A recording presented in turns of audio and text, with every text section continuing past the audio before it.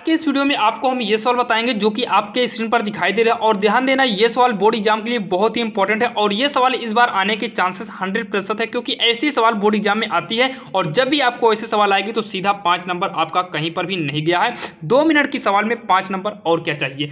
तो यहाँ पर देखिए, ए और बी के उन मानों को ज्ञात करना है जिसके लिए एफ एक्स बराबर ए एक्स प्लस 1 या फिर बी एक्स प्लस का 3, यक्स छोटा है बराबर है 3 से, यक्स छोटा है बराबर है 3 से, यक्स बड़ा है यानी कि ग्रेटर देन 3। फिर दिया है द्वारा परिभाषित, ये परिभाषित फलन यक्स बराबर 3 पर संतत है, यानी कि यहाँ पर यक्स बराबर 3 हम यूज कर सकते हैं। तो उससे पहले देखते हैं, अगर यक्स बराबर देखिए यक्स बराबर 3 हो या फिर यक्स छोटा है 3 से, तो यक्स छोटा है 3 से तो 2 हो सकता है, 1 हो सकता है, 0 हो सकता है, -1 हो सकता है, -2। अगर ऐसे कंडीशन आते हैं तो यहाँ पर आपको जो फलन यानी कि एफ एक्स यूज करना है ए एक्स प्लस 1 यूज करिएगा।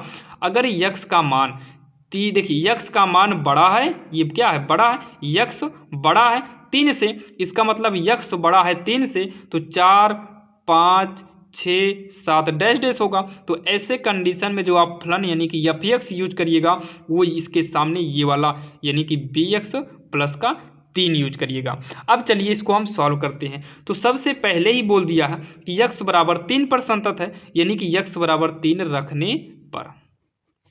अब सबसे पहले हम नॉर्मली एक एफ एक्स यूज करेंगे।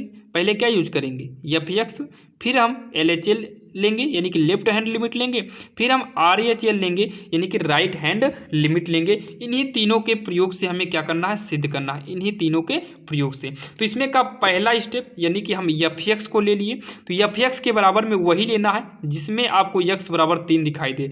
तो यक्स बराबर 3 आपको पहले वाले में दिखाई दिया, तो एफ एक्स के स्थान पर ये यूज करेंगे यानी कि ए एक्स प्लस का 1 यूज करेंगे। अब यक्स के स्थान पर कितना यूज करना है 3, तो ए गुणे यक्स के स्थान पर 3 प्लस का 1 तो हो जाएगा 3a प्लस का 1 और ये हो गया आपका समीकरण 1। अब लेंगे दूसरा का नंबर यानी कि लेफ्ट हैंड लिमिट, तो लिमिट है तो यहाँ पर लिमिट यूज करिए। यक्स चेंजेज का मतलब होता है बराबर ही कितना 3 करेंगे और यहाँ पर लिख देंगे एफ यक्स, ये आपका फार्मूला है, इसी के हिसाब से करना है। अब यहाँ पर देखिए, अगर आप निर्देशांक को ध्यान दीजिए तो ये लेफ्ट होता है और ये राइट होता है, ये माइनस होता है, ये प्लस होता है, ये भी पता है। तो लेफ्ट के हिसाब से यहाँ पर क्या होगा, माइनस होगा, राइट होता तो प्लस कर देते और लेफ्ट है तो माइनस करना होगा। और साइड में हम आर एच एल वाला भी कर लेते हैं, तो यहाँ पर भी लिमिट करेंगे, यक्स चेंज 3 के ऊपर क्या करेंगे प्लस, क्योंकि राइट की तरफ प्लस रहता है, और यहाँ पर एफ एक्स लिखेंगे।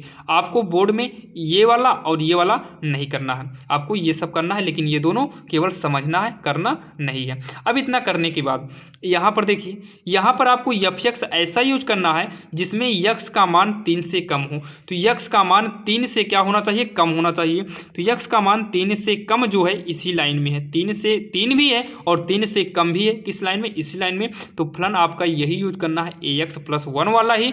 तो यहाँ पर लिखेंगे लिमिट यक्स चेंजेस 3, यहाँ पर फलन पहला ए एक्स प्लस 1 ही यूज करना है। लेकिन यहाँ पर देखिए लिमिट यक्स चेंजेस 3, यहाँ पर फलन वही यूज करना जो 3 प्लस का मतलब बड़ा दिखाता है, प्लस क्या दिखाएगा, बड़ा। तो 3 से बड़ा होना चाहिए यक्स का मान, तो यक्स का मान 3 से बड़ा इसमें है, तो इसमें फलन यूज करेंगे बी एक्स प्लस का 3।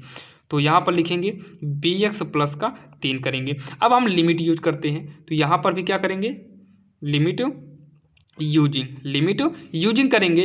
तो जब लिमिट यूजिंग करेंगे तो ये आपका गायब हो जाएगा, जहाँ यक्स है वहाँ पर 3 कर देंगे, तो ए गुणे का 3 प्लस 1 होगा। सॉल्व करेंगे 3a प्लस का 1, और इसको जब हम सॉल्व करेंगे यहाँ पर जब हम लिमिट यूज करेंगे, लिमिट यूजिंग यानी कि लिमिट का यूज करेंगे, तो b गुणे का 3 प्लस का 3 हो जाएगा और यहाँ पर 3 भी प्लस का 3 होगा, और यहाँ पर देखिए इतना और यहाँ पर इतना आया, और यहाँ पर माइनस था, इसके बाद माइनस हमने ऑलरेडी सब जगह गायब कर दिया, क्योंकि माइनस से केवल यही पता हुआ कि हमें यहाँ पर ये वाला फलन यूज करना है, और प्लस से यहाँ पर ये पता चला कि फलन ये वाला यूज होगा। अब इतना कहने के बाद आपको कौन सा फार्मूला यूज करना है, F x L H L R H L बराबर करना है।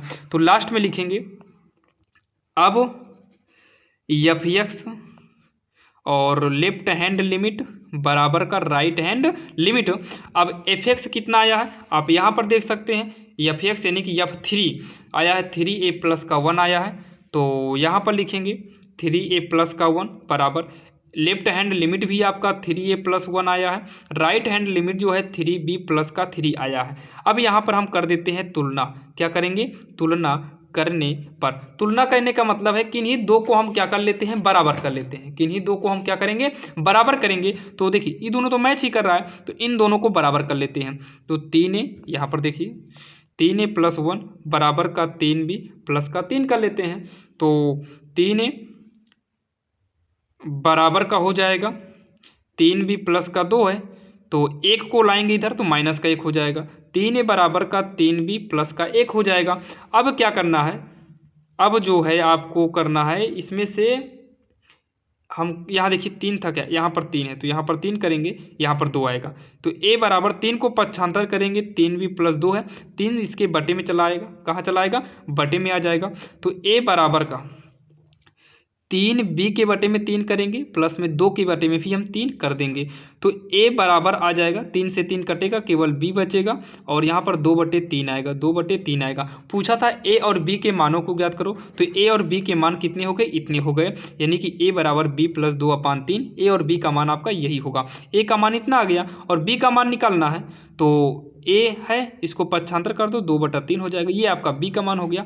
या फिर आप जो है a और b का ऐसा मान रखिए कि दोनों पक्ष बराबर आ जाए, तो आप यही जो आप निकाल लेना, यही वाला निकाल लीजिएगा, यही आपका करेक्ट आंसर हो जाएगा। तो चलिए अब आपको मिलते हैं किसी अन्य वीडियो में, और ऐसे ही वीडियो के लिए हमारे चैनल को सब्सक्राइब जरूर कर लीजिएगा, ताकि हम जितने भी वीडियो अपलोड करें वो सबसे पहले लेटेस्ट आपको मिले। और हाँ, थंबनेल में एक और सवाल दिखाया गया, चलिए उसको भी हम देख लेते हैं। यहाँ पर देखिए थंबनेल में आपको ये भी सवाल दी गई थी, तो थोड़ा सा समय लगेगा, इसको भी जान लेते हैं।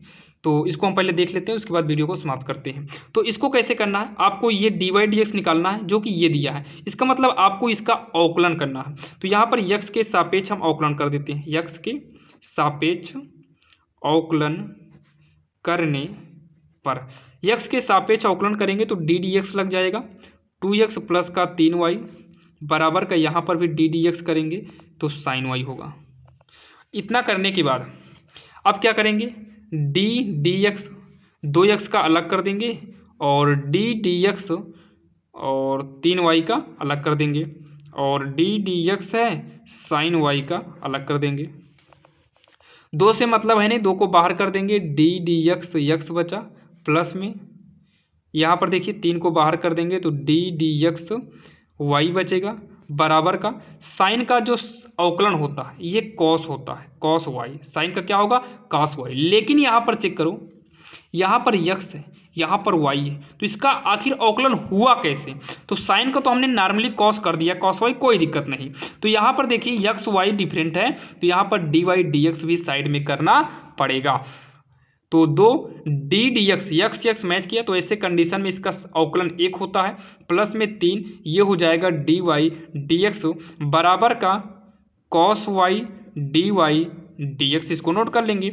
अब जो है 2 का नाम 2 बराबर cos y dy/dx, इसको उठाकर इधर कर देंगे तो माइनस में 3 dy/dx हो जाएगा। तो क्या करना है? 2 को नोट कर लो ऐसे, cos y लिखो माइनस का 3y, और इन दोनों में से dy को हम निकाल लेते हैं बाहर, dy/dx को बाहर निकाल लेते हैं। तो 2 ये इंटू में है, इसके क्या है? इंटू में है, तो इस ब्रैकेट सहित को पक्षांतर करेंगे तो बटे में आएगा, बटे में कर दिए, और यहाँ पर निकल आया dy/dx। तो dy को आगे, बटे में dx को आगे कर लेते हैं, इसको उधर कर देते हैं, 2/cos y माइनस का 3, और यही जो है आपका फाइनली आंसर हो जाएगा। जो कि ऐसे भी सवाल आपको बोर्ड एग्जाम में आएगा, और जब भी ऐसे सवाल आएंगे तो 4 नंबर या फिर 5 नंबर का बोर्ड में आएगा। तो चलिए अब आपको मिलते हैं किसी अन्य वीडियो में, क्योंकि हमने दोनों सवाल को बता दिया है। तो चलिए मिलते हैं किसी अन्य वीडियो में, तब तक के लिए जय हिंद।